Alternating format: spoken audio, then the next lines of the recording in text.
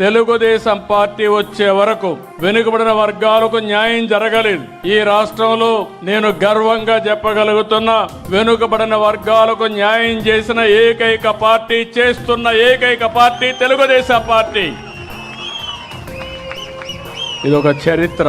అందరికీ అన్ని విధాలా సహకరించే రోజుల్లో వెనుకబడిన వర్గాలు పూర్తిగా నష్టపోయారని, వీళ్లకు గుర్తింపు లేదని గుర్తించిన వ్యక్తి నందమూరి తారక రామారావు గారని చెప్పి నేను మీకు తెలియజేస్తున్నా.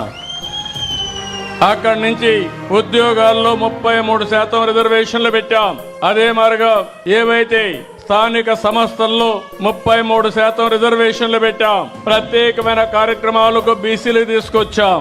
ఇలాంటి కార్యక్రమాలు మీరు చూస్తే అనేక కార్యక్రమాలు తీసుకొచ్చి ఇప్పుడు కూడా నేను చెప్తున్నా, తెలుగుదేశం పార్టీకి వెన్నెముక వెనుకబడిన వర్గాలు.